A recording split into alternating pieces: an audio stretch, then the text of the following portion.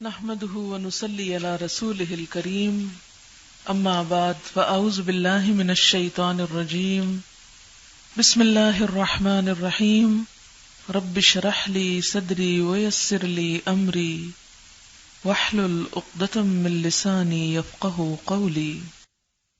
الحمدللہ، اللہ کا لاکھ لاکھ شکر ہے، اللہ کا احسان ہے، اللہ کا انعام ہے کہ ایک بار پھر ہمیں اللہ تعالیٰ نے رمضان کے کنارے تک پہنچا دیا۔ صحابہ کرام دعائیں مانگا کرتے تھے کہ اللہ تعالیٰ تو ہمیں رمضان تک پہنچا۔ جس شخص کو جتنی بھی اس مہینے کی قدر ہے، جو جتنا زیادہ اس کی اہمیت سے واقف ہے، اس کی برکتوں سے واقف ہے، اس کی فضیلت سے واقف ہے، وہ اتنا ہی زیادہ شوق اور بے قراری کے ساتھ اس کا انتظار کرتا ہے، اور جو شخص اس کی اہمیت سے واقف نہیں، وہ شاید اس کے آنے کو اپنے لیے ایک بوجھ سمجھتا ہو، یا اپنے لیے ایک پریشانی کی بات کہ ہائے کیا ہوگا، رمضان آئے گا، جلدی اٹھنا پڑے گا، نیند قربان کرنی پڑے گی، کھانا پینا چھوڑنا پڑے گا، لمبی نمازیں پڑھنی پڑیں گی۔ یہ سب باتیں وہی سوچ سکتا ہے، وہی کر سکتا ہے جو یہ نہ جانتا ہو کہ ان میں سے ایک ایک عمل کی قدر و قیمت کیا ہے، اور ان میں سے ایک ایک عمل اللہ رب العزت کے نزدیک کس قدر پیارا ہے۔ لیکن چونکہ ہم انسان ہیں، بہت سی باتوں کو ہم ایک دفعہ جانتے ہیں پھر بھول جاتے ہیں، اس لیے اس بات کی ضرورت محسوس ہوتی ہے کہ آج ہم پھر اپنے آپ کو رمضان کی یادوں سے وابستہ کریں، رمضان کی یادیں تازہ کریں، اس کی برکتوں اور فضیلتوں کے بارے میں کچھ باتیں جو پہلے سے معلوم ہیں ذرا ذہن کے تازہ خانے میں لے آئیں، تاکہ ہم اچھی طرح رمضان کا استقبال کریں اور اچھی طرح اس سے فیضیاب ہو سکیں۔ کسی بھی چیز سے آپ صحیح طور پر فائدہ اسی وقت اٹھا سکتے ہیں، یا کوئی بھی کام زیادہ بہتر اسی وقت ہو سکتا ہے جب آپ اس کے لیے بھرپور تیاری کیے ہوئے ہوں۔ مثلا امتحان سے پہلے اگر امتحان کی تیاری کر لی جائے تو امتحان آسان ہو جاتا ہے۔ سفر سے پہلے اگر سفر کی تیاری کر لی جائے تو سفر آسان ہو جاتا ہے۔ جیسے سفر کے بارے میں اللہ تعالیٰ فرماتے ہیں، اور خصوصاً سفر حج کے بارے میں کہ وَتَزَوَّدُوا فَإِنَّ خَيْرَ الزَّادِ التَّقْوَىٰ، کہ زاد راہ ساتھ لے کے چلو، یعنی تیاری کے ساتھ جاؤ۔ اور بہترین تیاری کس چیز کے ساتھ ہوتی ہے؟ تقویٰ کے ساتھ، یعنی تیاری میں بہترین تیاری تقویٰ کی تیاری۔ اور رمضان کی فضیلت اور رمضان کی اہمیت اور رمضان کی فرضیت بھی کس لیے ہے؟ تاکہ تمہارے اندر تقویٰ پیدا ہو۔ تو تقویٰ پیدا نہیں ہو سکتا جب تک کہ ہم پوری طرح اپنے آپ کو رمضان میں تیاری کے ساتھ نہ داخل کریں، اور پھر ہر موقع کی مناسبت سے جو کچھ ہمیں کرنا ہے اس کو ہم یاد نہ کر لیں۔ اگر مختلف احادیث کے اور قرآن پاک کی آیات کے الفاظ کو جمع کر لیا جائے تو اس مہینے کی تعریف میں جو الفاظ آتے ہیں وہ کچھ یوں ہیں۔ ایک جگہ اس کو شہر مبارکن کہا گیا، برکتوں والا مہینہ۔ دوسری جگہ شہر عظیم، بہت عظمت والا مہینہ۔ تیسری جگہ شہر برکہ، برکت کا مہینہ۔ ایک اور جگہ شہر الصبر، صبر کا مہینہ، کیونکہ اس میں ساری نیکیاں اس وقت ہو سکتی ہیں جب ہمارے اندر صبر کی صفت ہو۔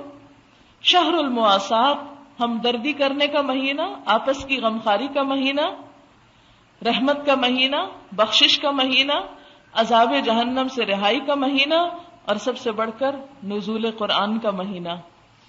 شہر رمضان الذی انزل فیہ القرآن، رمضان وہ مہینہ ہے جس میں قرآن پاک اتارا گیا۔ تو گویا قرآن پاک کا نازل ہونا سب سے بڑا انعام ہے اللہ کا ہم سب کے لیے، کیونکہ اس میں ہمارے لیے ہدایت اور رحمت اور برکت ہے۔ تھوڑی دیر کے لیے سوچئے کہ اگر قرآن پاک ہماری زندگی میں نہ ہوتا تو ہماری زندگی کیسی زندگی ہوتی؟ کبھی آپ نے غور کیا کہ انسان اور جانور کا فرق کیا ہے. کسی بھینس، گائے، بکری کو آپ دیکھیں وہ کیا کرتی ہے. مثلا ایک بھینس صبح ہوتی ہے، اس کو بھوک لگتی ہے، چارہ کھاتی ہے. بکریوں کو آپ دیکھیں صبح صبح شور مچا دیتی ہیں، ان کو بھوک لگی، شور ہنگامہ جب تک کچھ کھا نہ لیں. اچھا کھا لیتے ہیں، گھومے پھرے، ادھر ادھر دیکھا، کبھی کہیں کھڑے ہوئے، کبھی کہیں کھڑے ہوئے، کبھی بیٹھ گئے، پھر کھانے کا وقت ہو گیا، پھر کھانے لگ گئے. اور اگر کہیں چر رہی ہیں تو نان سٹاپ کھانا، کھاتے چلے جا رہے ہیں. یعنی ان کی زندگی میں اگر فکر ہے تو کس چیز کی؟ کھانے کی. کھانے کے بعد جنسی ضروریات پوری کرنے کی، بچے پیدا کرنے کی، اور بس. نہ کوئی سوچ، نہ سمجھ، نہ عقل، نہ شعور، نہ پڑھنا، نہ لکھنا، کچھ اور زندگی میں ہے ہی نہیں.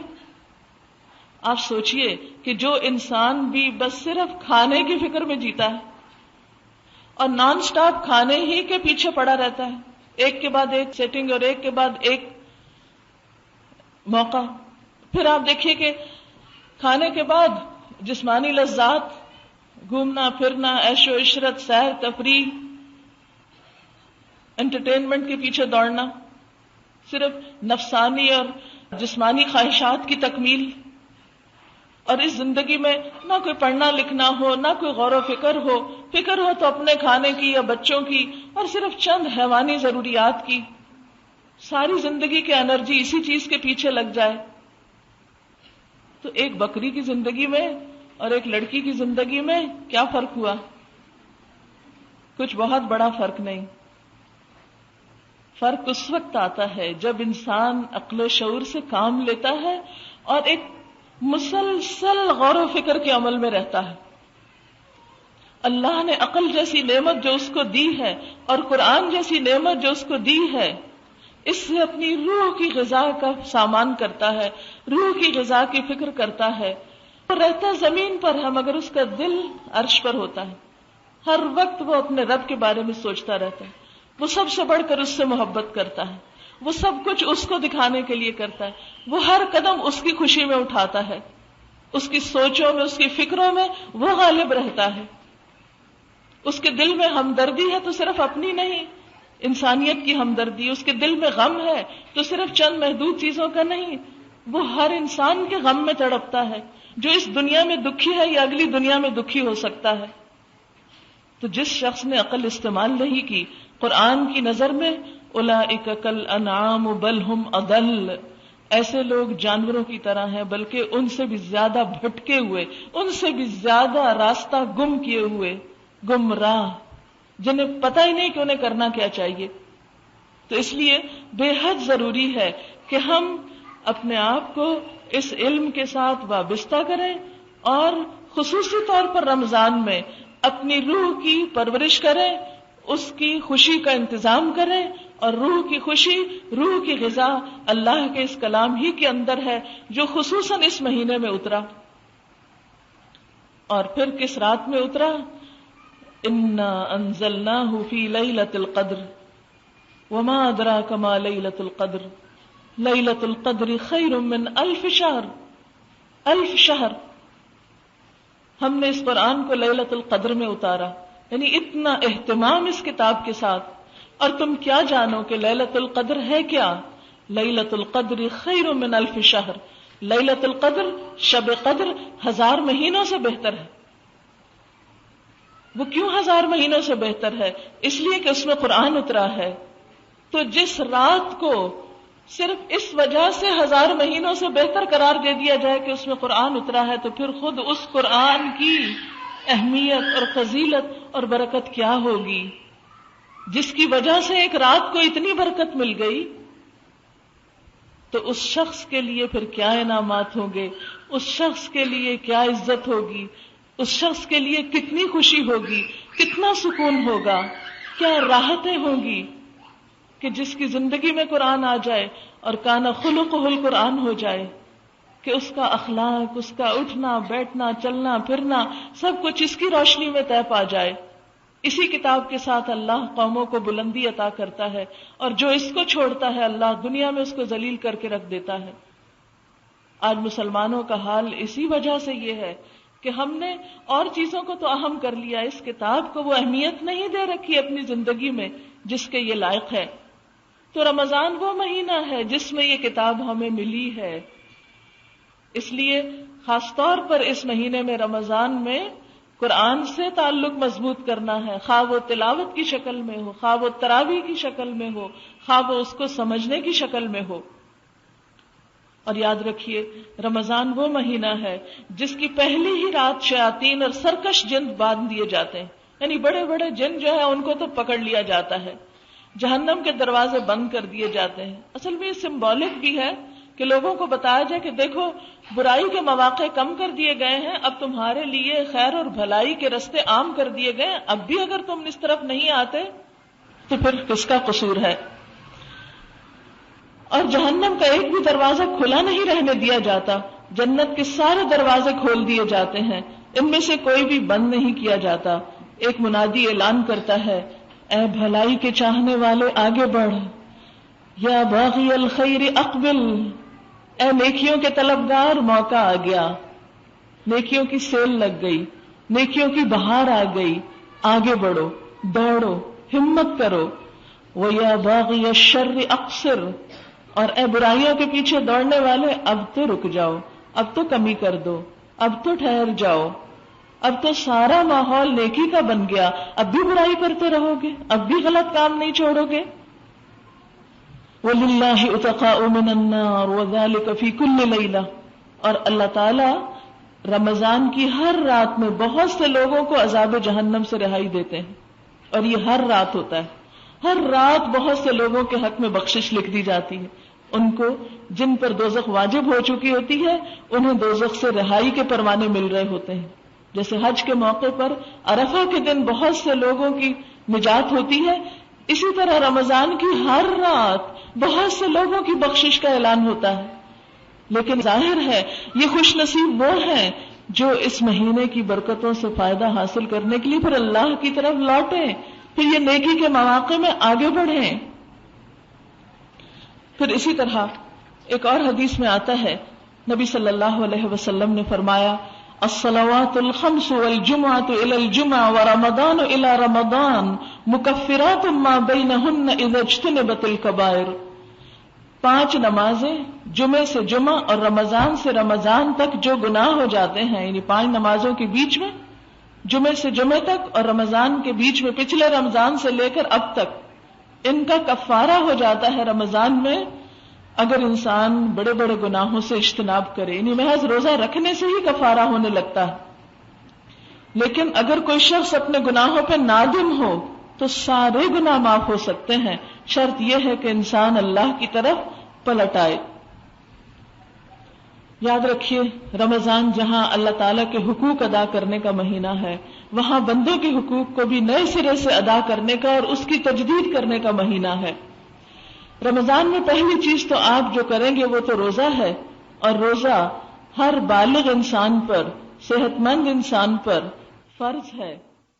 اور اس میں صرف ان مریضوں کو رخصت ہوتی ہے جن کا مرض روزہ رکھ کے بڑھتا ہو. کچھ مرض تو ایسے ہوتے ہیں جو روزہ رکھ کے گھٹتے ہیں، یعنی رمضان میں ہر مریض کے لیے رخصت نہیں ہے، صرف ان مریضوں کے لیے ہے جن کو روزہ رکھ کے مرض کے بڑھنے یا ہلاکت کی طرف جانے کا اندیشہ ہو.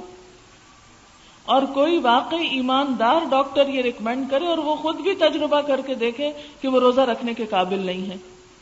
کیونکہ حدیث میں آتا ہے کہ جس نے بغیر کسی عذر کے رمضان کا ایک روزہ چھوڑ دیا، یعنی بغیر کسی وجہ کے، بغیر کسی خاص بیماری کے یا کسی اور ایسی ضرورت کے، تو وہ چاہے ساری عمر روزے رکھے اس ایک روزے کے اجر کو نہیں پہنچ سکتا. اس لیے اس معاملے میں کوتاہی نہیں کرنی چاہیے، اس معاملے میں بہت توجہ رکھنی چاہیے، اور روزے کی طرف خصوصی طور پر اس کا پورا اہتمام کرنا چاہیے. وقت پر سحری، وقت پر افطاری، کیونکہ اگر وقت سے بعد آپ سحری کرتے رہیں، کیونکہ کچھ لوگوں کو دیکھا گیا وہ کہتے ہیں جی اذان تک کھا سکتے ہیں، اور ہمارے یہاں تو اذانیں آدھے آدھے گھنٹے کے وقفے سے ہوتی رہتی ہیں. اس لیے اذان کا اعتبار نہیں کریں، جو کیلنڈر آپ کو ملے اس کو دیکھ کر روزے کا جب ٹائم بند ہو تو سحری ختم کر دیں. کیونکہ بلا وجہ بعد تک کھاتے رہنا ایسا نہ ہو کہ آپ اپنی طرف سے تو سارا دن بھوک پیاس کاٹیں اور روزہ ہی نہ ہو. اسی طرح وقت سے پہلے افطار کرنا، خواہ 2 منٹ ہی کیوں نہ ہو، وہ بھی روزے کو فاسد کر دیتا ہے. تو اس لیے سحر اور افطار کے ٹائمنگز اور پھر خصوصاً گھڑیوں کو درست کر لیں. 1-4 پہ فون کر کے بالکل ایکوریٹ ٹائم کریں. کچھ لوگوں کو دیکھا گیا ہے کہ وہ 5-10 منٹ گھڑی آگے کر دیتے ہیں. یہ خود کو دھوکہ دینے والی کیا بات ہوئی؟ اور جبکہ خود پتا بھی ہوتا ہے 10 منٹ ہی آگے، اس میں اور سستی ہوتی ہے. اپنے ساتھ بھی سچ بولا کریں. یہ 10 منٹ آگے کرنا گھڑیوں کو اس سے کوئی خاص فائدہ نہیں ہوتا. اس کو جو ٹائم ہے وہی رکھیں اور پھر اپنے آپ کو پابند کریں اس وقت کا. ہوتا یہ بعض اوقات کچن کی گھڑی پیچھے ہے، کمرے کی آگے ہے، کہیں کی کچھ ہے، تو ان سب کا جا کے ایک ٹائم کر دیں اور صحیح ٹائم کر دیں. اس سے کیا ہوگا انشاءاللہ تعالی سحر اور افطار میں خلل نہیں آئے گا. مثلا کوئی گھڑی آپ نے 10 منٹ آگے کی ہوئی ہے اور کسی نے اس کو دیکھ کے روزہ کھول لیا اندر بیٹھ کے، پھر کیا ہوا؟ سب کو تو نہیں پتا ہوتا نا گھر میں آنے والوں کو، یا بعض اوقات بھول بھی جاتا ہے انسان. تو اس لیے اس روزے کو ہر لحاظ سے محفوظ کریں اور اس میں کوئی ایسا کام نہ کریں کہ جس سے روزہ نقصان پائے. پھر اسی طرح یہ ہے کہ روزہ رکھ کے جھوٹ بولنا، غیبت کرنا، لڑائی جھگڑا کرنا، بد اخلاقی برتنا، یہ ساری چیزیں بھی روزے کو نقصان دیتی ہیں. یعنی روزہ انسان کے صرف کھانے پینے سے پرہیز کرنے کا نام نہیں ہوتا، بلکہ روزہ نام ہے برائیاں چھوڑنے کا. کیونکہ ابھی جو سب سے پہلے آیت میں نے پڑھی اس میں کیا آیا؟ لعلکم تتقون. روزے تو اس لیے فرض کیے گئے ہیں کہ تمہارے اندر خدا کا خوف پیدا ہو. جس رب کے خوف سے تم کھانا پینا چھوڑ دیتے ہو کہ اس نے منع کیا ورنہ روزہ ہی نہیں ہوگا، اسی رب کی خاطر جھوٹ چھوڑ دو، چوری چھوڑ دو، غیبت چھوڑ دو، خیانت چھوڑ دو، سود چھوڑ دو، رشوت لینا چھوڑ دو، مال حرام جو ہے اس کا لینا اور اس کا دینا چھوڑ دو. کیونکہ اگر ہم روزہ رکھ کے بھی حرام نہیں چھوڑتے، سود کا لین دین نہیں چھوڑتے، رشوت کا لین دین نہیں چھوڑتے، ہم کس قسم کا روزہ رکھے ہوئے ہیں؟ تو یہ روزہ ہمیں دراصل بہت ساری برائیوں سے، جن میں ہم عام طور پر مبتلا ہوتے ہیں اور احساس بھی نہیں کرتے، ان سے چھڑانے کی ایک پریکٹس اور ایک طاقت دینے کا نام ہے. کیونکہ انسان جب اپنے نفس پہ قابو پا لیتا ہے، کیونکہ روزے میں کھانے کی خواہش پر کنٹرول کیا جاتا ہے، تو یہ حرام کا لین دین کیوں ہوتا ہے؟ کیونکہ وہ بھی ایک کھانے کی خواہش ہے نا. چوری کیا ہے؟ کسی کا مال ہڑپ کرنا، کھانا. خیانت کیا ہے؟ کسی کے حق کو دبا جانا. تو یہ سب کچھ کنٹرول ہوتا ہے اس انسان سے جو اپنی بھوک کنٹرول کر سکتا ہے، اپنی جنسی خواہشات کو کنٹرول کر سکتا ہے، اور تنہائی میں بھی کوئی ایسی حرکت نہیں کرتا جہاں کوئی نہ دیکھ رہا ہو. ایک قطرہ پانی اپنے حلق کے نیچے نہیں جانے دیتا. وضو کرتے تو کتنے کانشیس ہوتے ہیں، بار بار تھوکتے ہی رہتے ہیں کہ کہیں کوئی بھول کے ہی اندر چیز نہ چلی جائے. کتنی احتیاط برتتے ہیں، حالانکہ پانی تو ہے لیکن اس کو بھی گوارا نہیں کرتے کہ اندر اترے، خواہ حلق سوکھ کے کانٹا ہو رہا ہو. پھر یہ ہے کہ روزہ رکھ کر نماز کی پابندی بہت ضروری ہوتی ہے. بہت سے لوگ روزہ تو رکھ لیتے ہیں، نماز کی پابندی نہیں کرتے. اچھا، کچھ لوگ نماز تو پڑھتے ہیں، وقت پہ نہیں پڑھتے، روزہ رکھ کے بھی نماز لیٹ کرتے ہیں.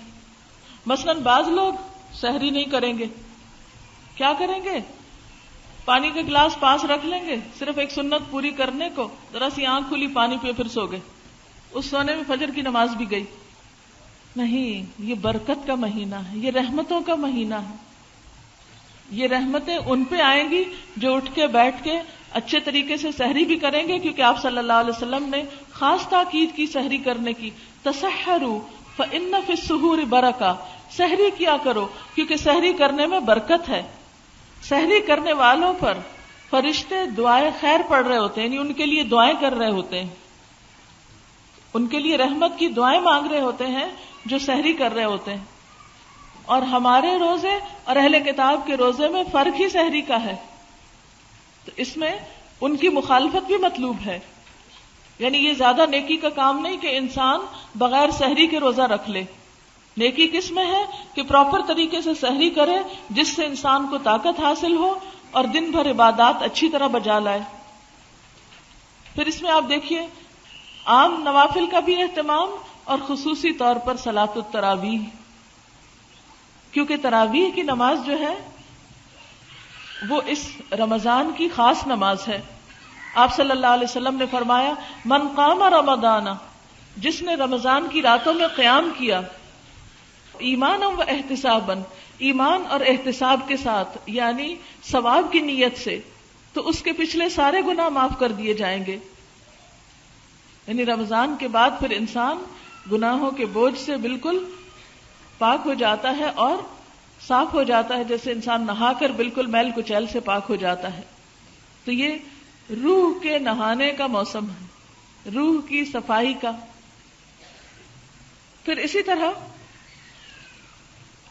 عام طور پر ہمارے ہاں خواتین کے تراویح پڑھنے کا اہتمام نہیں ہوتا، مرد حضرات تو مسجدوں میں چلے جاتے ہیں۔ عورتیں سمجھتی ہیں، یہ غلط فہمی بہت عام ہے کہ شاید تراویح صرف مردوں کے لیے ہے، کیونکہ بارہا مجھ سے یہ پوچھا گیا کہ کیا عورتوں کو بھی تراویح پڑھنی چاہیے؟ دیکھیے نماز اور روزہ جو ہے یہ مردوں عورتوں سب کے لیے، اس میں کوئی جینڈر ڈسکریمنیشن نہیں، اور تراویح کی نماز عورتوں کے لیے بھی اسی طرح ہے جس طرح مردوں کے لیے ہے، اور اجر بھی اتنا ہی ہے۔ اب ہوتا یہ ہے کہ سب کے ساتھ جو نماز پڑھی جاتی ہے وہ تو آسان ہوتی ہے، لیکن جب آپ گھر میں اکیلے پڑھنے لگتے ہیں تو آپ کے لیے بڑی مشکل ہو جاتی ہے۔ دوسری مشکل یہ ہے کہ ہمارے ہاں مسجدوں میں عورتوں کے لیے جگہ نہیں ہے، تو ایسی صورت میں اگر گھروں میں کچھ لوگ مل کر کوئی انتظام کر لیں کسی قاریہ کا یا کسی قاری صاحب کا، کہ جو نفل نماز جو ہے یعنی تراویح کی نماز وہ گھر میں اگر پڑھوا دے کہیں، اور اہل محلہ مل کے اہتمام کر لیں، تو انشاءاللہ اس میں بہت انجوائے کریں گے آپ، اور وہ قرآن پاک جو آپ تراویح میں کھڑے ہو کر سنتے ہیں اس کا لطف ہی کچھ اور ہے۔ پھر اسی طرح آپ دیکھیے کہ رمضان میں قرآن پاک کے ساتھ خصوصی تعلق میں صرف تلاوت اور صرف تراویح میں پڑھنا ہی نہیں، بلکہ اس کے ساتھ ساتھ اس کا سمجھنا بھی ضروری ہے۔ اور پورے قرآن پاک کا اگر ایک دفعہ آپ ترجمہ دہرا لیں تو انشاءاللہ اس کا فائدہ کئی گنا زیادہ ہوگا۔ نبی صلی اللہ علیہ وسلم کے بارے میں آتا ہے کہ وہ بہت سخی تھے، یعنی بہت زیادہ سخاوت کرتے تھے، صدقہ خیرات کرتے تھے، اور رمضان میں جب جبریل امین آ کر آپ کو ملتے تھے تو آپ کی سخاوت بہت زیادہ بڑھ جاتی تھی، اور جبریل امین رمضان کی ہر رات میں آپ سے ملتے تھے اور آپ سے قرآن کا دور کرتے تھے، یعنی پورا پچھلا دہراتے تھے۔ بس آپ صلی اللہ علیہ وسلم جب جبریل علیہ السلام سے ملتے تو تیز ہوا سے بھی زیادہ سخی ہو جاتے، یعنی جیسے تیز ہوا چلتی نا تو ہر چیز اڑا کے لے جاتی، کچھ بھی نہیں چھوڑتی، ہلکی چیزیں بھاری چیزیں ہر چیز پر اثر انداز ہوتی، یا یہ کہ ہر گوشے میں گھس جاتی ہے۔ اسی طرح نبی صلی اللہ علیہ وسلم کی خیرات رمضان میں تیز ہوا سے زیادہ نہیں، ہر چیز وہ صدقہ خیرات میں دے دیتے تھے، اور پھر آپ کے دیے ہوئے مال سے سوسائٹی کا ہر فرد اس سے فائدہ اٹھاتا تھا، ہر ایک تک وہ خیر پہنچتی تھی۔ اس لیے آپ بھی یہ کوشش کریں کہ جب صدقہ خیرات کریں تو اس میں رشتہ دار، دوست احباب، معاشرے کے ضرورت مند اور دیگر افراد جن کی ابھی کچھ آپ کو بتائی گئی ہوں گی، گائیڈ لائنز دی گئی ہوگی کہ آپ کہاں کہاں خرچ کر سکتے ہیں، ان تمام پہلوؤں میں آپ کچھ نہ کچھ اپنا مال ضرور لگائیں۔ خصوصی طور پر آپ دیکھیے کہ زکوٰۃ کا اہتمام کرنا۔ زکوٰۃ ویسے تو اس وقت فرض ہوتی ہے جب سال گزرتا ہے مال پر، لیکن اگر آپ ان ایڈوانس 1 سال کی یا 2 سال کی زکوٰۃ دینا چاہیں تو وہ آپ دے سکتے ہیں، جبکہ آپ کی نیت اور ارادہ یہ ہو کہ یہ مال مجھے آئندہ بیچنا نہیں ہے تو آپ پہلے سے بھی نکال سکتے ہیں اگر اس وقت آپ کی گنجائش زیادہ ہے، اور اگر نہیں تو جب آپ کے پاس ہو اس کے مطابق جب سال ہو جائے پورا اس وقت آپ ادا کر سکتے ہیں۔ پھر آپ دیکھیے کہ رمضان میں آپ نے خصوصی طور پر دعائیں بہت مانگنی۔ سحری کے وقت استغفار کی پابندی کریں، قرآن پاک میں آتا ہے وَبِالْأَسْحَارِ هُمْ يَسْتَغْفِرُونَ، وہ سحری کے وقت استغفار کرتے ہیں۔ عام دنوں میں تو ہم سحری کے وقت اٹھ نہیں پاتے، تو آپ رمضان میں جب سحری تیار کر رہے ہوں، میز لگا رہے ہوں، کوئی کام کر رہے ہوں، اس وقت کثرت سے استغفار، اور آپ کو استغفار کے فائدے معلوم ہے کہ ہر مشکل سے نکلنے کا راستہ بن جاتا ہے۔ جب انسان کے گناہ معاف ہو جائیں تو پھر اس کے لیے تو ہر رحمت کے دروازے کھل جاتے ہیں، جنت کے دروازے کھل جاتے ہیں، پھر کون سی خیر ہے جس سے انسان محروم ہو سکتا ہے؟ اگر انسان کی معافی ہو جائے. تو اس لیے سب سے زیادہ استغفار کی طرف توجہ دینی، اور خصوصاً سحری کے وقت. پھر اسی طرح صبح شام کے اذکار کی پابندی. پھر اسی طرح ہر نماز کے بعد، فرض نماز کے بعد خصوصاً دعا قبول ہوتی ہے. پھر قرآن پاک کی تلاوت کے بعد، پھر جب آپ مل کے قرآن پاک کا دور کریں گے یا اس کو سمجھیں گے اس وقت. پھر اسی طرح تراویح کے بعد جب یعنی سنیں گے آپ قرآن پاک. اور خصوصاً روزے کی افطاری کے وقت ایک حدیث میں آتا ہے کہ اس وقت کی دعا رد نہیں ہوتی، اور اس کے لیے خواتین خصوصی کوشش کریں کہ گھر میں وہ فضا پیدا کریں کہ بڑے چھوٹے بچے سب کے سب اللہ تعالیٰ کی طرف متوجہ، اور اس وقت میں خصوصی دعائیں مانگے اپنے لیے. عام طور پر وہ ایک ایسا ہنگامہ ہوتا ہے، شور ہنگامہ، دیر ہو رہی ہے، جلدی کرو، روزہ کھلنے والا ہے، ٹیبل لگاؤ، کھانا لگاؤ، وہ چیز کہاں ہے، یہ کہاں ہے، وہ تم نے نہیں رکھی، ایک دوسرے کو ڈانٹ ڈپٹ ہو رہی ہوتی ہے. اس سارے کلچر کو بدل دیں گھر سے. تھوڑا سا کام پہلے شروع کر لیں تاکہ افطار کے وقت سے پہلے جب سب کچھ لگ جائے، اور کوشش کریں کہ افطار پانی اور کھجور سے کرنے کے فوراً بعد نماز ادا کر لیں یکسوئی سے. ورنہ کئی لوگ افطاری رکھنے میں اتنا تھک جاتے ہیں، پھر اس کو کھانے میں اتنا وقت لگاتے ہیں کہ مغرب کی نماز تو اول وقت نصیب ہی نہیں ہوتی سارا رمضان. یہ رمضان جو ہمارے لیے رحمتوں اور عبادتوں کا مہینہ، نیکیوں کا موسم بہار بن کے آیا، وہ ہم نے کھانے کا موسم بہار بنا لیا. اور مغرب تو لازماً لیٹ کرتے ہیں. آپ دیکھیے ایک کھجور، 2 یا 3 جو بھی آپ سمجھتے ہیں کہ جتنی آپ کی طلب ہے وہ لے کے پانی پیئیں، 1 گلاس 2 گلاس، اور اس کے بعد آپ آرام سے نماز پڑھ لیں. پھر آئیں بیٹھیں اور کھانا کھا لیں. بیکار کی چیزیں ادھر ادھر کی کھانا اس وقت انسان کا پورا سسٹم جو ہے اس کو اپسٹ کرتا ہے، اور اس سے پھر یہ کہ نمازوں میں سستی ہوتی ہے. وضو قائم رکھنا بعض اوقات مشکل ہو جاتا. جتنی سادہ غذا کھائیں گے، جتنی آپ اپنی احتیاط برتیں گے، صاف ستھری ایسی چیز کھائیں گے کہ جس سے آپ کی عبادت میں خلل نہ آئے، کیونکہ وہ بھی آپ اپنا خیال خود رکھیں گے. ہر شخص اپنے مزاج کو سمجھتا ہوتا ہے کہ کن چیزوں سے اس کو الرجی ہے، کون سی چیزیں اس کے لیے نقصان دہ ہیں، تاکہ کوئی ایسا سبب نہ بنے. نہ تو اتنی کم غذا کھائیں کہ آپ بیمار پڑ جائیں اور روزے ہی چھوٹ جائیں، نہ اتنی زیادہ کھائیں کہ آپ بیمار پڑ جائیں کہ آپ کی نمازیں چھوٹ جائیں. تو یہ سب کچھ خاتون خانہ کے ہاتھ میں ہوتا ہے. اس لیے آپ کی ذمہ داری اس میں بہت اہم ہے کہ پچھلے سالوں کی نسبت بچوں کو، گھر والوں کو، رشتہ داروں کو بہت آسان طریقے سے تھوڑا تھوڑا کٹ ڈاؤن کرتے کرتے سمپل غذاؤں کی طرف لے آئیں.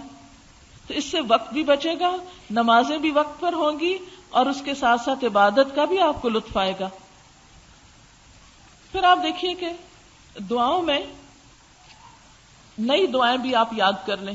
جیسے وضو کے بعد جو دعائیں پڑھی جاتی ہیں، اسی طرح گھر سے نکلتے ہوئے، کچھ لوگوں کو تو یاد ہی ہوں گی، لیکن جو لوگ ابھی تک یاد نہیں کر سکے، سونے کے وقت، سو کر اٹھنے پر کچھ نئی دعائیں. آپ چھوٹی دعاؤں کی کتاب رکھیں، رمضان میں ٹارگٹ رکھیں، ہر عشرے میں 1 یا 2 دعا یاد کر لیں. اس کو لکھ کے ان جگہوں پہ لگا دیں. تو اسٹیکرز وغیرہ بھی اویلیبل ہوتے ہیں، اور ان کو پڑھنے کی کوشش کریں. یعنی اس رمضان میں آپ نیکی کے کچھ کام ضرور ایسے اپنی زندگی کی عادت میں شامل کر لیں جو ابھی تک آپ نے نہیں کیے. وہ ہر ایک اپنے اس کے مطابق فیصلہ کر سکتا ہے. حضرت سلمان رضی اللہ تعالیٰ عنہ سے روایت ہے، نبی صلی اللہ علیہ وسلم نے فرمایا، تمہارا رب بڑا حیا والا اور سخی ہے. جب بندہ اس کے حضور ہاتھ اٹھاتا ہے تو اسے یہ ہاتھ خالی لوٹاتے ہوئے شرم آتی ہے. یعنی دیر اس میں ہے کہ ہم مانگنے میں جو دیر کرتے ہیں، اللہ تعالیٰ دینے میں دیر نہیں کرتا. ہاں کچھ چیزیں آپ کو ابھی دے دیتا ہے، کچھ آپ کے لیے سنبھال کر رکھ دیتا ہے کہ جب میرے پاس آئیں گے تو پھر ان کو دوں گا. زیادہ خوش ہوں گے اس وقت، کیونکہ اس وقت ضرورت زیادہ ہوگی. اور پھر اسی طرح جب اللہ آپ کو دیتا ہے تو آپ بندوں کو دینے والے بنیں. خوب خوب صدقہ خیرات کریں رمضان میں. اس میں ایک تو میں خواتین کو مشورہ دوں گی کہ اپنے کچن کی کیبنٹ سے لے کر اپنے وارڈروب، اپنے سٹورز، اپنے سارے گھر کی ایک صفائی کر لیں رمضان سے پہلے ہی. ان 2 دنوں میں سب چیزوں میں سے صدقہ کریں، کچھ نہ کچھ جو اپنے لیے بھی لا کے رکھی ہوئی ہے نا، اس میں سے بھی 1 آدھ اٹھا لیں. اس میں سے بھی نکال کے کچھ کھانے کی چیزوں میں سے، کچھ اپنے جیسے صابن، سرف وغیرہ لا کے رکھا، کچھ اس میں سے، کچھ اسی طرح فالتو کپڑے پڑے ہوئے اس میں سے کچھ اسٹور میں آپ دیکھیں کچھ نہ کچھ ہر اپنے جو چیزیں آپ خود استعمال کرتے ہیں ان میں سے ہر چیز میں سے کچھ نہ کچھ آپ نکالیں. ایک تو گھر بڑا اچھا صاف ہو جائے گا. دوسرے یہ ہے کہ پھر جو آپ اپنے لیے پسند کرتے ہیں وہ آپ نے دوسروں کے لیے بھی کیا. تیسرے یہ ہے کہ آپ خصوصی طور پر پھر افطار کے لیے کچھ کریں، کیونکہ اگر انسان کسی کو افطاری کراتا ہے تو اس کو روزہ دار کے روزے کے برابر اجر ملتا ہے. یعنی آپ نے کسی کو ایک کھجور سے روزہ افطار کرا دیا، اس کا اجر کتنا پائے؟ جتنا اس شخص نے روزہ رکھ کے اجر کمایا اتنا آپ کو بھی اس کا مل گیا. کتنا عام موقع ہے نیکی کمانے کا. اس لیے حریص ہو اس بات میں. حتیٰ کہ گھر میں تو بچوں کو کہتی ہوں کہ جب کھجور کھانے لگو تو پہلے اپنے منہ میں ڈالنے کی بجائے دوسرے کو آفر کر دو. اپنے ہاتھ سے دوسرے کو، ایک بہن دوسرے کو دے، دوسرے بھائی کو دے، بھائی باپ کو دے، ہر ایک دوسرے کو پیش کرے. ایک تو وہ قربانی کا جذبہ آتا ہے، دوسرا یہ ہے کہ اس کو پھر اس وقت ہاتھ سے دینے کا بھی ثواب مل جاتا ہے اور دینے کی عادت پڑ جاتی. یعنی چھوٹے چھوٹے موقع میں نیکی کمانے کے گر تلاش کریں. پھر اسی طرح جیسے ابھی آپ نے سنا کہ نبی صلی اللہ علیہ وسلم خوب سخاوت کیا کرتے تھے اور تیز آندھی سے زیادہ تیز ہوتے تھے سخاوت کے معاملے میں رمضان میں. آپ دیکھیے کہ نبی صلی اللہ علیہ وسلم نے عورتوں کو خصوصاً صدقے کی تلقین کی. ہمارے ہاں یہ تصور ہے کہ ہم تو کماتی نہیں ہیں، ہمارا تو کچھ ہے ہی نہیں، ہم کیا صدقہ کریں. اور اس طرح خواتین اپنے آپ کو صاف بچا جاتی ہیں صدقہ خیرات سے. دیکھیے ہم اپنی ضروریات کے لیے، اپنا زیور کپڑا بنانے کے لیے سب کچھ حاصل کر لیتے ہیں. اگر یہ ممکن نہ ہوتا تو خواتین کے پاس اتنے اچھے اچھے کپڑے کہاں سے آتے، اتنے خوبصورت نئے نئے ڈیزائن کے زیور کہاں سے آتے. آخر کوشش ہوئی اس کے لیے، اللہ نے آپ کو دیا. اب جو آپ کو دیا ہے کچھ اس میں سے کر لیں اور کچھ شوہر کو منائیں اور خصوصی طور پر کچھ صدقہ کریں. تو جو شوہر دیں گے اس میں ان کا حصہ، لیکن تنگ نہ کریں، ان کو پریشان نہ کریں. اس کے لیے اچھے اچھے مشورے ضرور دیں کہ چلیں یہ اس کو دے دیتے ہیں، یہ وہاں بھجوا دیتے ہیں، یہ اس کے لیے کر لیتے ہیں. سب کی لسٹ بنا لیں کہ کہاں کہاں دینا ہے، کس کس کو دینا ہے. تو انشاءاللہ تعالی تھوڑی تھوڑی خیر ہر ایک تک پہنچے گی. ہر کونے اور ہر گوشے تک. کچھ علم کے راستے میں خرچ کریں، کچھ غریبوں کو کھلانے کے لیے خرچ کریں، کچھ دوستوں رشتہ داروں کو تحفے میں دیں. یعنی آپ خود اپنا ایک پلان بنا سکتے ہیں. اس کی ایک لسٹ اس سال بنا لیجئے، ہر سال رمضان میں وہی اٹھائی اور ہر ایک تک کچھ نہ کچھ حسب توفیق تھوڑا یا زیادہ کر دیا. آپ دیکھیں نبی صلی اللہ علیہ وسلم نے فرمایا آگ سے بچنے کی فکر کرو، خواہ کھجور کا آدھا ٹکڑا ہی کیوں نہ ہو. اس کے انتظار میں نہ رہو کہ لو ہمارے تو اپنے کھانے کو کچھ نہیں، ہم کس کو کھلائیں، ہماری تو اپنی اتنی کم تنخواہ. دیکھیں اپنے ہی کھانے میں سے تھوڑا تھوڑا. جیسے وہ کسی بزرگ نے مشورہ دیا تھا نا کہ اگر خاتون خانہ ہر پیڑے میں سے تھوڑا تھوڑا آٹا نکالتی جائے تو جب تک سارے گھر کی روٹی بنے گی ایک پیڑا ایکسٹرا بن جائے گا، اس کو پکا کے صدقہ کر دے. مطلب ایک مینجمنٹ ہے نا، صدقے کے لیے آپ مینج کر لیں اپنے ریسورسز کو، جو کچھ ہے اس میں سے کچھ نہ کچھ. کیونکہ بلا صدقے سے آگے نہیں جا سکتی، بلاؤں کو ٹالتا ہے، گناہوں کا کفارہ ہے، ہماری کمی کوتاہیوں کا کفارہ ہے. اور سب سے بڑی بات یہ کہ اللہ کا قرب حاصل کرنے کا ذریعہ. یہ مال کی محبت اللہ کی محبت کے راستے میں حائل ہوتی ہے نا. وَيُطْعِمُونَ الطَّعَامَ عَلَى حُبِّهِ مِسْكِينًا وَيَتِيمًا وَأَسِيرًا. اور وہ اس کی محبت میں، یعنی اللہ کی محبت میں کھلاتے ہیں مسکین کو، یتیم کو، قیدی کو. اور کیا کہتے ہیں انما نطعمکم لوجہ اللہ، ہم تو تمہیں صرف اللہ کی خاطر کھلا رہے ہیں. لا نرید منکم جزاء ولا شکورا، ہم تم سے کوئی بدلہ نہیں چاہتے، شکریہ بھی نہیں چاہتے، پلٹ کے تعریف بھی نہیں چاہتے، کچھ نہیں چاہیے، ہمیں تو صرف اللہ کی رضا چاہیے. اس جذبے کے ساتھ صدقہ خیرات کریں، کسی پر احسان جتانے کے لیے نہیں. نبی صلی اللہ علیہ وسلم نے خواتین کو خصوصی طور پہ فرمایا اے خواتین کی جماعت، تم صدقہ کرو اور کثرت سے استغفار کرو، کیونکہ میں نے جہنم میں سب سے زیادہ تم کو دیکھا ہے. کیوں؟ تم بہت زیادہ لان تان کرتی ہو اور اپنے شوہروں کی ناشکری کرتی ہو.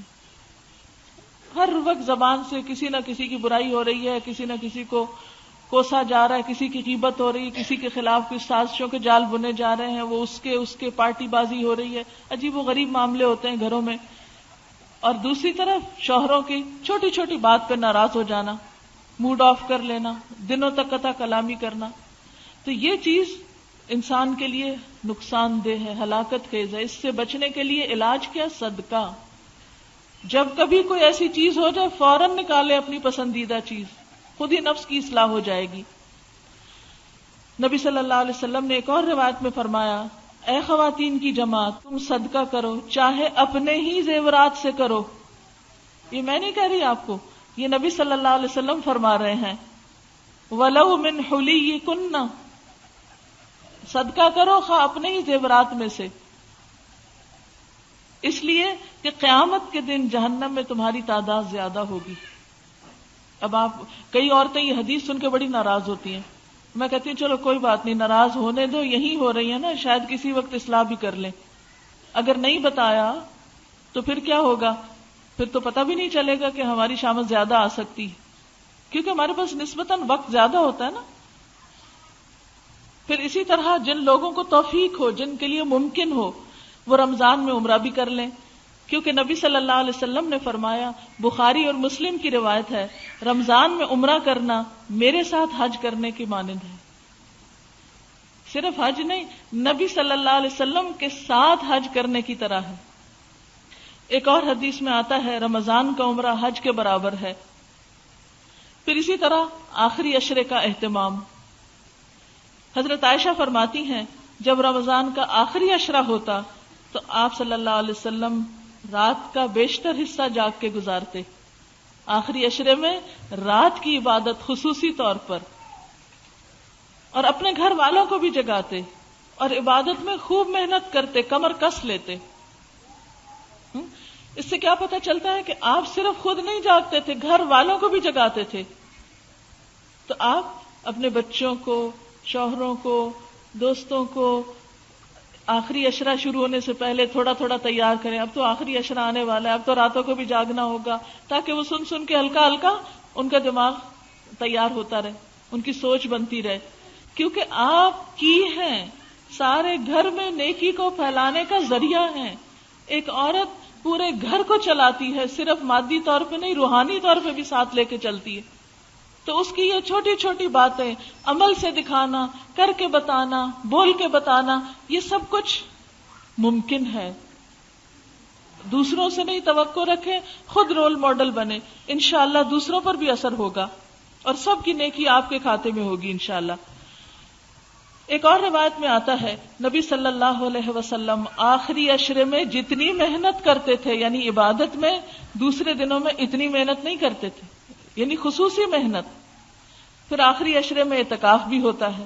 جن خواتین کو اللہ توفیق دے، جن کے اوپر کوئی بچوں کی اتنی ذمہ داریاں نہ ہو، یا کسی بیمار کی ذمہ داری نہ ہو، یا اور کوئی کمانے کی ذمہ داری نہ ہو، جو آسانی کے ساتھ کر سکیں، وہ اعتکاف کا بھی اہتمام کریں. کیونکہ نبی صلی اللہ علیہ وسلم اتنی پابندی سے اعتکاف کرتے کہ ایک دفعہ آپ اعتکاف نہ بیٹھ سکے تو دوسرے سال آپ نے 20 دنوں کا اعتکاف کیا. تو اعتکاف جو ہے اگر ممکن ہو تو آخری 10 دن خصوصی طور پر عبادت کے لیے خاص. سب تو ظاہر نہیں کر سکتے، لیکن جن کو اللہ توفیق دے، جن کے لیے ممکن ہو. پھر لیلۃ القدر کی تلاش جو طاق راتوں میں ہے. آپ نے فرمایا، جو مہینہ تم پر آیا ہے اس میں ایک رات ایسی ہے جو 1000 مہینوں سے بہتر ہے. جو اس رات کی بھلائی سے محروم رہ گیا وہ ہر بھلائی سے محروم رہا. دیکھیں ایسے لگتا ہے نا رحمت جوبن پہ آ رہی ہے. ہر لمحہ عبادت ہے رمضان کا، دن بھی عبادت، رات بھی عبادت، بہت سے نیکیوں کے مظاہر. پھر آخری عشرے کی خاص عبادت، پھر آخری عشرے میں اسے ایک رات کی اور زیادہ خاص عبادت جو اور زیادہ تڑپ کے ساتھ، توجہ کے ساتھ تلاش کرنی چاہیے. تلاش سے مراد یہ ہے کہ اس کا اہتمام کرنا چاہیے. تو اگر ساری طاق راتوں میں کچھ نہ کچھ عبادت ہو تو اس سے انشاءاللہ کوئی رات تو نصیب ہوگی. آپ نے فرمایا، من قام لیلۃ القدر ایمانا واحتسابا غفر له ما تقدم من ذنبه. جس نے شب قدر میں ایمان کے ساتھ اور ثواب کی نیت سے قیام کیا اس کے گزشتہ سارے گناہ معاف کر دیے جائیں گے. اور لیلۃ القدر کی خاص دعا اللہم انک عفو تحب العفو فاعف عنی، اللہ سے معافی کی درخواست. اور پھر آخر میں صدقہ فطر کی ادائیگی، اس کا بھی اہتمام آخری عشرے میں کر دیں، جلد نکال دیں، ورنہ کئی لوگ تو عید کی نماز پڑھ کے یاد کرتے ہیں او بھول گئے اس دفعہ. تو اس لیے رمضان کے آخری عشرے کے ہی کسی دن میں دے دیں تاکہ غریب لوگ اس سے اپنا راشن کا یا کپڑے کا جو اہتمام کرنا ہے وہ پہلے سے کر لیں. اور یہ صدقہ فطر دراصل کیا ہے؟ نبی صلی اللہ علیہ وسلم نے فرمایا صدقہ فطر روزے دار کو بےہودگی اور فحش باتوں سے پاک کرنے کے لیے ہے. یعنی روزے کی حالت میں کوئی کمی بیشی ہو جاتی ہے تو صدقہ فطر اس کا کفارہ کرتا ہے. محتاجوں کے اور یہ محتاجوں کے کھانے کا انتظام کرنے کے لیے فرض کیا گیا ہے. جس نے نماز عید سے پہلے ادا کیا اس کا صدقہ فطر ادا ہو گیا، جس نے نماز عید کے بعد ادا کیا اس کا صدقہ فطر عام صدقہ شمار ہوگا. پھر وہ رمضان کا کفارہ نہیں، بس وہ تو پھر عام صدقہ ہو جائے گا. دوسری چیز جو خاص طور پہ رمضان میں کرنی ہے وہ حقوق العباد کی ادائیگی ہے. اور اس میں دو چیزوں کا خاص خیال رکھیں. نمبر 1 سب کی خیرخواہی، نمبر 2 اذیت دینے سے پرہیز. اور اگر سب کی خیرخواہی نہ کر سکیں کسی وجہ سے تو ایٹ لیسٹ اس بات کی شعوری کوشش کہ میری زبان، میرے ہاتھ، میرے کسی عمل سے کسی کو تکلیف نہ پہنچے. اور انشاءاللہ جب آپ کوشش کریں گے تو اللہ تعالیٰ کروا بھی دیں گے. یعنی آپ اپنے رمضان کا ایک موٹو رکھیں، میں نے کسی کو تکلیف نہیں دینی، لکھ کے کہیں لگا دیں گھر میں، مجھے کسی کو تکلیف نہیں دینی. اور پھر آپ دیکھیں گے کہ آپ خود ہی سوچنے لگے کہ کسی کو مجھ سے کہاں کہاں تکلیف ہوتی ہے اور کس اعتبار سے میں نے اپنے آپ کو بچانا ہے. پھر اسی طرح دوسروں کی ضروریات پوری کرنا. نبی صلی اللہ علیہ وسلم نے فرمایا مسلمان مسلمان کا بھائی ہے، نہ اس پہ ظلم کرتا ہے نہ اس کی مدد چھوڑتا ہے. جو اپنے بھائی کی حاجت پوری کرنے میں لگا ہو اللہ اس کی حاجت پوری فرماتا ہے، اور جو کسی کی پریشانی دور کرتا ہے اللہ قیامت کے دن کی پریشانیوں میں اس کی کوئی پریشانی دور فرمائے گا. جس نے کسی مسلمان کی پردہ پوشی کی اللہ تعالیٰ قیامت کے دن اس کے عیب ڈھانک دے گا، اس کے گناہوں کو چھپا دے گا. اور پھر اس میں خصوصی طور پر محروم طبقات کا خیال، بیوہ، مسکین، یتیم، اسیر، ان طبقات کا خیال رکھنا اتنی بڑی نیکی کا کام ہے جیسا کوئی شخص ہر روز دن کو روزہ رکھے اور روز رات کو جاگ کے عبادت کرے. اور یہ کس کے لیے اتنا ممکن ہے اتنی بڑی عبادت کرنا؟ پھر اسی طرح اور جو بھی صدقہ اس میں خصوصاً کھانے کا اہتمام ضرور کرنا ہے، کیونکہ بھوکے کو کھانا کھلانا جنت میں لے جانے والے کاموں میں سے ہے. اور یہ بھوکا صرف یہ نہیں کہ غریب بھوکا ہو، کوئی امیر بھوکا بھی ہو سکتا ہے. یعنی اپنے رشتہ داروں کو کچھ پکا کے بھیج دینا، یا کوئی کسی بھی طرح کچھ سوکھا راشن یا کوئی کھجور، یا یعنی رمضان کے تحفے جو ہیں اس میں آپ رمضان سے پہلے ہی مثلا رشتہ داروں کو کوئی کھجور بھجوا دیں یا کوئی اور اس طرح کی چیز بھجوا دیں. ہمسایوں کا خاص خیال رکھیں، جو کچھ پکائیں اس میں سے کچھ بھجوا دیں. نبی صلی اللہ علیہ وسلم نے فرمایا کہ کوئی ہمسائی اس بات کو حقیر نہ جانے خواہ وہ اپنی ہمسائی کو بکری کا کھر ہی کیوں نہ بھجوائے.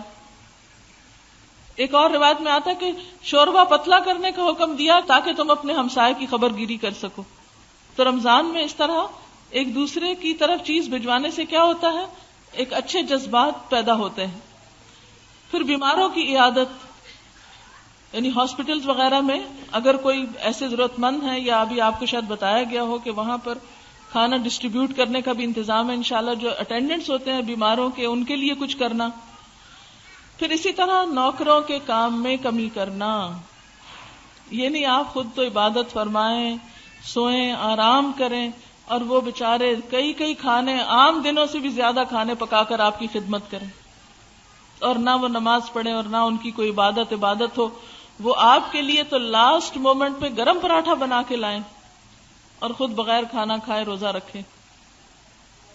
گرم چائے چاہیے، گرم پراٹھا چاہیے، لاسٹ مومنٹ پہ تازہ چیز چاہیے، اور وہ بےچارے بھوکے کھڑے ہوتے ہیں. اس کا خاص خیال رکھنا ہے آپ نے. ایسا اہتمام کریں کہ چائے فلاسک میں ڈال لیں، روٹی ہاٹ پاٹ میں رکھ لیں، لیکن ان بےچاروں کو سحری اچھی طرح کرنے دیں، پانی بھی پینے دیں ان کو.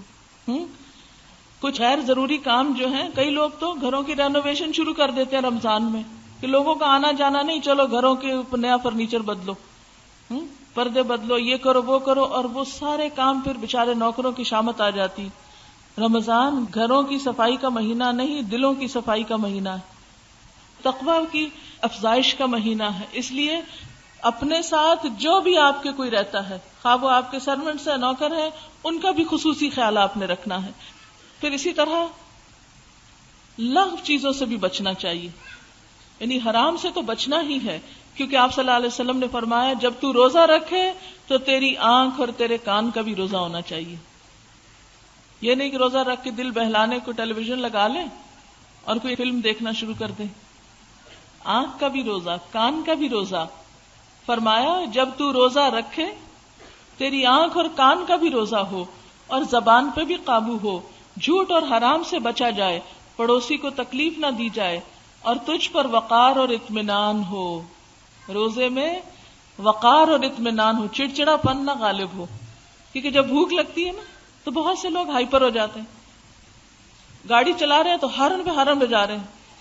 افطار کا ٹائم ہے تو افطاری لے کے کسی جگہ سے تو وہ تیزی سے، کئی ایکسیڈنٹس اس وقت ہو جاتے ہیں اس جلد بازی میں. تو اس لیے اس وقت اطمینان اور وقار، یہ میں نہیں کہہ رہی، یہ حضرت جابر کی روایت میں آتا ہے. آپ صلی اللہ علیہ وسلم کو پتا تھا کہ لوگ کیا کیا کریں گے، اللہ کی طرف سے ان کو بتایا جاتا تھا نا لوگوں کی نفسیات کے بارے میں. اور آپ نے فرمایا اپنے روزے کے دنوں کو دوسرے کے برابر نہ کرو، یعنی عام دنوں میں اور روزے کے دنوں میں فرق ہونا چاہیے. رمضان عام دنوں سے مختلف گزرنا چاہیے. اب آپ خود دیکھ لیجئے کہ کہاں کہاں آپ مختلف کریں گے. پھر اسی طرح آپ نے فرمایا جو روزہ رکھ کر جھوٹ بولنا اور اس پر عمل کرنا نہ چھوڑے تو اللہ کو اس بات کی کوئی ضرورت نہیں کہ کوئی شخص کھانا پینا چھوڑ دے. آپ صلی اللہ علیہ وسلم نے فرمایا روزہ کھانے پینے سے رکنے کا نام ہی نہیں بلکہ بےہودہ اور فحش کاموں سے رکنے کا نام ہے. لہٰذا اگر روزہ دار سے کوئی گالی گلوچ کرے، کوئی اور آ کے لڑے یا جہالت سے پیش آئے تو اسے کہہ دینا چاہیے کہ میں روزے سے ہوں، میں روزے سے ہوں، میں نہیں لڑ سکتا. یعنی گالی کے جواب میں کیا کہنا؟ میں روزے سے ہوں، انی صائم. اور پھر خصوصی طور پر روزہ رکھ کر مردہ بھائی کا گوشت نہ کھایا جائے، کیونکہ اس سے روزہ ختم ہو جاتا ہے. کھانا پینا تو منع ہے نا، جب حلال کھانا منع ہے تو مردہ کا گوشت تو کھانا اور ہی منع ہے. مراد ہے غیبت سے پرہیز، خصوصی طور پر صبر، خاموشی. کوئی جو کرتا ہے وہ اس کا اخلاق ہے، ہمیں اپنے اخلاق کا اور اچھے اخلاق کا ثبوت دینا ہے. آپ نے فرمایا غیبت زنا سے بھی شدید تر ہے، اتنا بڑا جرم ہے جو بے دریغ ہو رہا ہوتا ہے.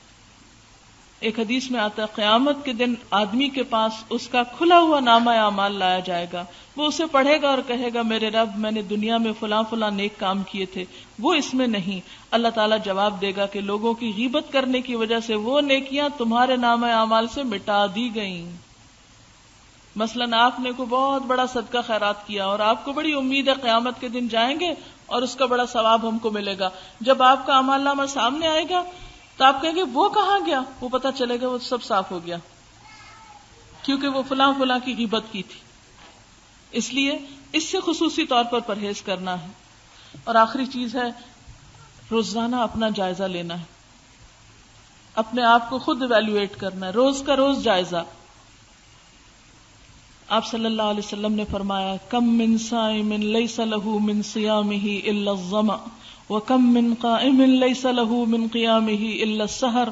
کتنے ہی روزہ دار ہیں جن کو سوائے پیاس کے روزہ رکھنے سے کچھ نہیں ملتا، کتنے ہی شب بیدار ہیں جنہیں بے خوابی کے سوا شب بیداری سے کچھ نہیں ملتا، وہ رات کو جاگتے بھی ہیں تو کچھ نہیں کماتے.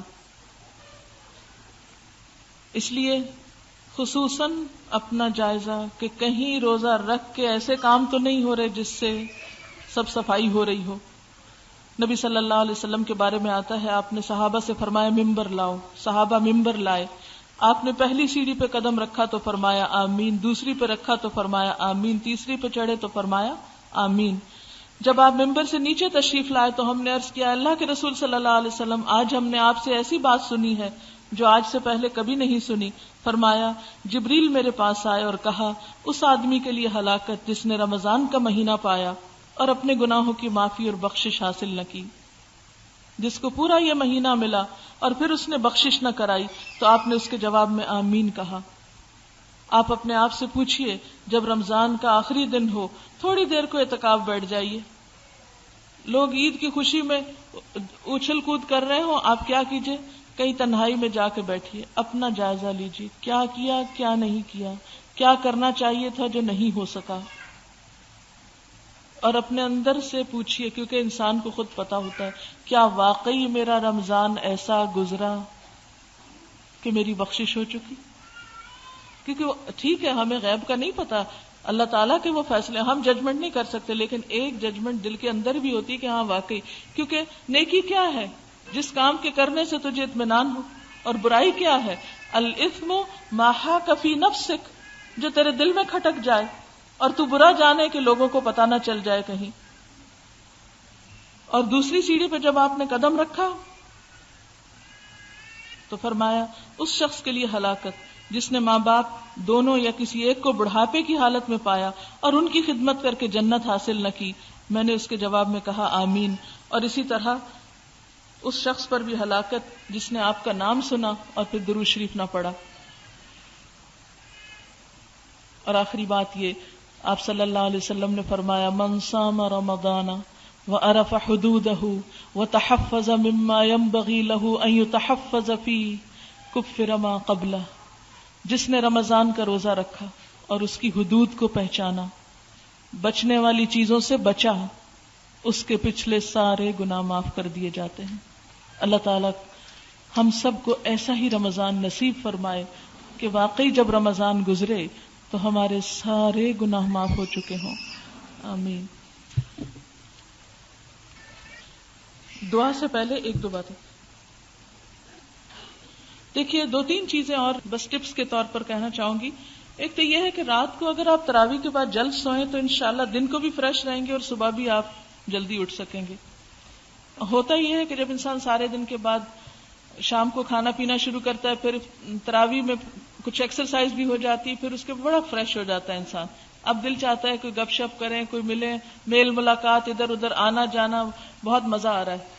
نہیں، اس وقت میں اپنے آپ کو سونے کے لیے، کیونکہ آپ دیکھیے روزہ تو ہے ہی ہے کہ جب سونے کو دل نہ چاہے تو کہو سو، اٹھنے کو دل نہ چاہے تو اٹھو، جب کھانے کو دل نہیں چاہتا سحری کو کھاؤ، جب کھانے کو دل چاہ رہا نہیں کھاؤ. ہر چیز نفس کے خلاف ہو رہی ہے نا، اسی سے تقویٰ حاصل ہوتا ہے انسان کو. تو اس میں یہ ہے کہ رات کو جلد سے. ایک اور چیز یہ ہے کہ طہارت اور پاکیزگی کا بہت اہتمام کریں، کیونکہ بہت سے لوگ اس معاملے میں بے فکر رہتے ہیں. اس سے پھر آپ دیکھیے اتنی لمبی نمازیں بھی پڑھیں اور آپ کا وضو ٹھیک نہ ہو، آپ کا غسل صحیح نہ ہو، آپ کی باقی طہارت کے لوازمات پورے نہ ہوں. اس لیے میں چاہوں گی کہ رمضان میں اگر کتاب الطہارہ کا ایک دفعہ پھر مطالعہ اپنے طور پر کر لیں کہ کہیں کوئی ایسی چیز تو نہیں چھٹ رہی. پھر اسی طرح یہ کہ اللہ تعالیٰ کو روزہ دار کے منہ کی جو پسند ہے وہ بہت زیادہ پسند ہے، مسک ایک خوشبو ہے، اس سے بھی زیادہ کستوری جس کو بولتے ہیں. لیکن اس کا یہ مطلب نہیں کہ ہم مسواک نہ کریں اور کہیں کہ اللہ تعالیٰ کو یہ بہت پسند ہے اس لیے ہم ایسے ہی چھوڑے ہوئے اپنے آپ کو. روزے میں جو اسٹک کا مسواک ہوتا ہے اس کو کثرت کے ساتھ کریں. اس سے کیا ہوگا کہ آپ کی عبادت میں اور زیادہ لطف آئے گا، آپ کو نمازوں میں اور دل لگے گا. اور اسی طرح استنجے کو بہت کیئرفلی، لیکن مبالغہ نہیں کریں طہارت میں، کیونکہ نبی صلی اللہ علیہ وسلم نے قیامت کی نشانیوں میں سے بتایا تھا کہ لوگ طہارت میں مبالغہ کرنے لگیں گے. تو مبالغہ نہیں، لیکن نجاست سے پرہیز ضروری ہے، پیشاب کی چھینٹوں سے پرہیز ضروری ہے. وضو کرتے وقت سارے اعضاء کو خوب مل کے دھونا ضروری ہے. نہانے کی ضرورت ہو تو نہانے میں طہارت کے جو فرائض ہیں اس کو پورا کرنا ضروری، کیونکہ فرض غسل نہیں ہوتا جب تک اس کے ساتھ وضو نہ ہو، یعنی کلی اور ناک میں پانی نہ ڈالا جائے اور پورے جسم پہ پانی نہ بہایا جائے. اسی طرح مینسز کے بارے میں خواتین بعض اوقات کیئرلیس ہوتی ہیں، وہ کہتی ہیں 10 بجے تک اگر آپ پاک ہو گئے تو روزہ ہو گیا. نہیں، اگر سحر کا وقت گزر گیا اور اوپر 10 منٹ بعد بھی آپ پاک ہوئے تو روزہ نہیں ہوتا. روزہ ہوتا ہے سحری کا وقت ختم ہونے سے پہلے پاک ہونے پر. ہاں، یہ اور بات ہے کہ کہ اگر جنابت کا غسل کرنا ہے تو وہ اذان کے بعد بھی آپ کر سکتے ہیں، لیکن پیریڈز میں اگر آپ کی بلیڈنگ یا آپ کی صفائی نہیں ہوئی سحری کے وقت، جبکہ سحری ختم ہو جاتی ہے اور آپ نے فجر کی نماز نہیں پڑھی، بعد میں آپ کو فیل ہو رہا ہے کہ اب شاید آپ صاف ہو گئے ہیں یا 10 بجے تک آپ صاف ہو گئے ہیں، تو وہ اس دن کا روزہ نہیں ہوگا. اسی طرح بعض لوگ اگر آدھے دن میں روزہ ختم ہو گیا تو وہ کہتے ہیں نہیں ہم تو پورا کرتے ہیں، یا کچھ کھاتے ہی نہیں. بہت سے لوگوں کو یہ دیکھا گیا کہ روزہ ختم بھی ہو جائے تو کچھ نہیں کھاتے کہ نہیں وہ ہمیں سارے روزے کا ثواب ملے گا اگر ہم شام تو کچھ نہیں کھائیں گے. نہیں، روزہ ختم تو اب کھانے سے پرہیز کس لیے؟ اگر ضرورت ہے دوا کی کہ سر درد ہو رہا ہے، پیٹ درد ہو رہا ہے تو آپ اس کو لے سکتے ہیں. بلا وجہ حلال کو حرام نہ کریں اور بلا وجہ ممنوع کو اپنے لیے جائز نہ کریں. اسی طرح اگر روزہ کھلنے سے صرف 5 منٹ پہلے آپ کو پیریڈ شروع ہو گئے تو روزہ گیا، اس کو دوبارہ رکھنا ہوگا. ہاں ثواب آپ کو پورا دن روزہ رکھنے کا مل گیا، لیکن جو فرض ہے وہ نہیں ادا ہوا. فرض کی ادائیگی کے لیے آپ کو دوبارہ روزہ رکھنا ہوگا. ابھی چونکہ ٹائم ہے تھوڑا سا میں سوالوں کے جواب دے دیتی ہوں.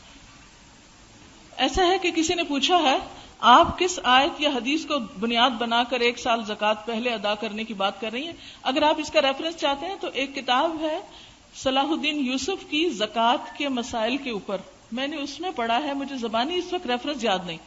دارالسلام کی چھپی ہوئی ہے میرے خیال میں، صلاح الدین یوسف کی کتاب ہے زکوٰۃ کے مسائل، اس میں آپ کو ریفرنس مل جائے گا انشاءاللہ. بعض عالم کہتے ہیں کہ اگر کتنا بھی غریب ہو اس کے گھر میں ٹی وی ہے تو اس پر زکوٰۃ نہیں لگتی.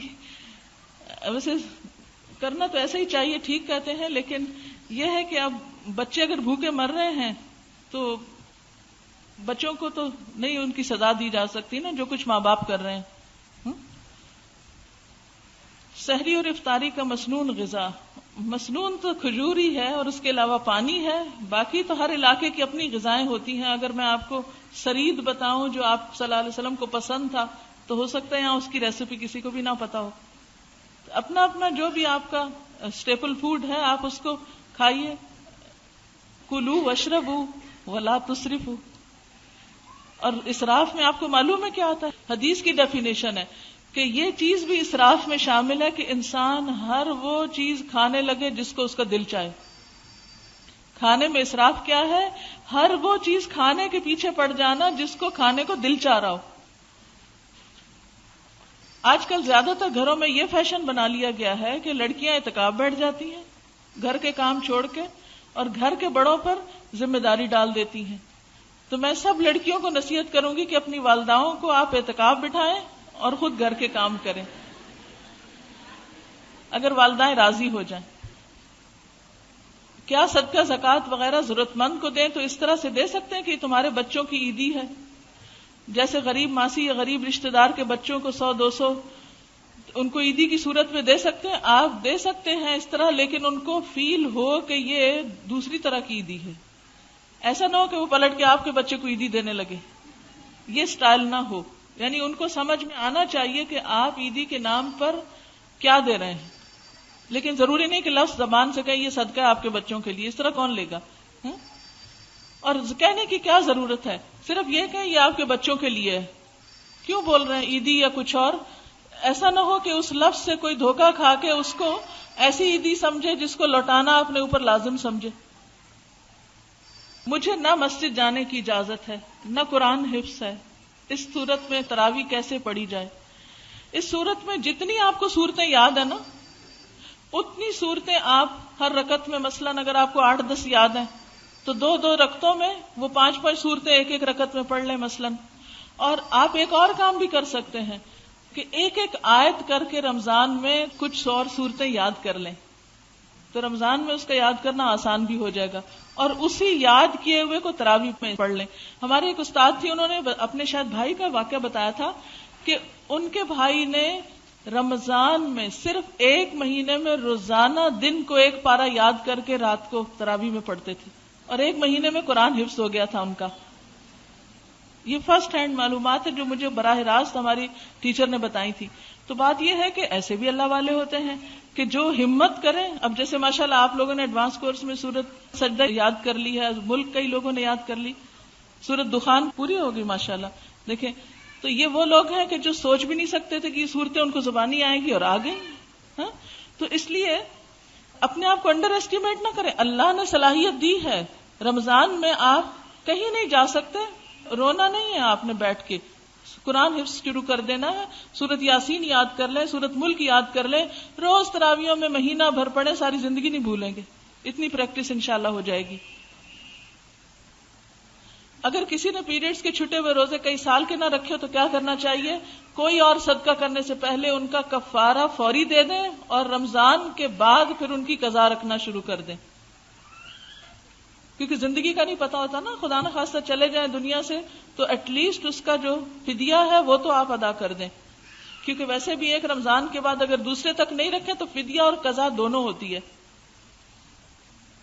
نیت کو خالص رکھنے کے لیے ٹپس بتائیں. اس میں آپ دیکھیے کہ اپنے آپ کو یہ دیکھا کریں کہ کسی سے نیکی کر کے آپ بدلے کی توقع تو نہیں رکھتے, اور اگر آپ نے کسی کے اوپر احسان کیا اور اس نے آپ کو جواب میں کچھ بھی شکریہ ادا نہیں کیا تو آپ کا دل تو نہیں خفا. اگر دل خفا ہو تو اس کو پرولونگ نہیں کریں, فوراً اپنے دل سے نکالے کہ جب میں نے اللہ کے لیے کیا تو مجھے ناراضگی کس بات کی. اور اسی طرح چھپا کے کرنے کی کوشش کریں تو انشاءاللہ اس سے بھی آپ کو فائدہ ہوگا. ہماری ماسی جو دائمی مریض ہے تو وہ روزہ نہیں رکھ سکتی, اس صورت میں کیا کریں؟ غریب ہونے کی وجہ سے فدیہ نہیں دے سکتی, آپ ان کی طرف سے دے دیں. آپ کی ماسی ہے نا, خدمت آپ کی کرتی ہیں, آپ ان کی خدمت کریں. کیا خواتین گھر میں اعتکاف کر سکتی ہیں؟ جبکہ ایک درس میں نے سنا کہ عورتیں بھی اعتکاف صرف مسجد میں بیٹھ سکتی ہیں. دیکھیے یہ اختلافی معاملہ ہے, پھر میں آپ کو ایک بات بتاؤں گی تو میرے پیچھے پڑ جائیں گے سب. بات یہ کہ اعتکاف تو مسجد میں, قرآن میں آتا ہے وَأَنْتُمْ عَاكِفُونَ فِي الْمَسَاجِدِ. اب ہماری مشکل یہ کہ یہاں مسجدوں میں انتظام نہیں ہے, تو ایسی صورت میں پھر کیا عورتیں بالکل ہی نیکی سے محروم رہ جائیں؟ تو پھر یہ ہے کہ بیٹھ جائیں گھر میں, کیا ہو سکتا ہے. جس کا شوق ہے وہ کہاں جائے, جب کوئی جگہ ہی نہیں ہے تو پھر گھر کے ایک کونے میں بیٹھ جائیں. کچھ لوگ روزے سے پہلے سگریٹ پیتے ہیں, کیا اس کی اجازت ہے؟ دیکھیے آپ, سگریٹ حلال اور طیب میں ہے. اللہ تعالیٰ قرآن پاک میں فرماتے کلوا من طیبات ما رزقناکم. طیبات, سگریٹ طیبات میں سے نہیں ہے, اس لیے اس کو نہیں پینا چاہیے. اور رمضان اچھا موقع ہے سگریٹ چھوڑنے کا. اپنے گھر والوں کی مدد کیجیے اس معاملے میں. کسی نے لکھا ہے میرا نام نینسی یوف ہے, میں جرمنی سے آئی ہوں. میں نے کبھی اسلام کے بارے میں نہیں پڑھا تھا, آپ کی کیسٹ سن کر میں نے الہدا میں داخلہ لیا. مجھے اب پتہ چلا کہ اسلام کیا ہے. مسلمانوں کے بارے میں میرا خیال غلط تھا. میں آپ کی بہت شکر گزار ہوں, آپ کی وجہ سے آج میں ایک سچی مسلمان ہوں. آپ کی کلاس میں آنے کے بعد میں نے اردو بھی سیکھی ہے. آپ کو ملنے کا شوق تھا, آج وہ بھی پورا ہو گیا. اللہ تعالیٰ ان سب کو استقامت عطا کرے. الحمدللہ. اگر نوکر روزہ نہ رکھتا ہو تو اس کے ساتھ نرمی کا سلوک کیا جائے. جی ہاں, تاکہ وہ روزہ رکھنے لگے. اگر آپ نے اس کے ساتھ سختی کا سلوک کیا تو پھر تو وہ بالکل بھی نہیں رکھے گا. اس کو آپ بتائیے کہ روزہ کیوں ضروری ہے, آپ اس کو سکھائیں. اس کی تربیت آپ پہ ذمہ داری. کیوں؟ حدیث میں آتا ہے کلکم راعٍ وکلکم مسئول عن رعیتہ. تم میں سے ہر شخص نگران ہے اور اس سے اس کی رعایا کے بارے میں سوال کیا جائے گا. عورت اپنے گھر کی نگران ہے, ہاں, اس سے اس کی رعایا کے بارے میں پوچھا جائے گا. نوکر جو ہے وہ گھر میں ہی شامل ہے نا, بچوں جیسے ہی ہوتے ہیں, تو ان کے بارے میں بھی آپ سے پوچھ ہوگی. ان کو بھی دین سیکھنے سکھانے کے لیے کوئی موقع فراہم کریں. چلیے اب دعا کر لیتے ہیں. سبحان اللہ والحمد للہ ولا الہ الا اللہ واللہ اکبر ولا حول ولا قوة الا باللہ العلی العظیم. اللہم صل علی محمد وعلی آل محمد كما صليت على إبراهيم وعلى آل إبراهيم إنك حميد مجيد. اللهم بارك على محمد وعلى آل محمد كما باركت على إبراهيم وعلى آل إبراهيم إنك حميد مجيد. ربنا آتنا في الدنيا حسنة وفي الآخرة حسنة وقنا عذاب النار.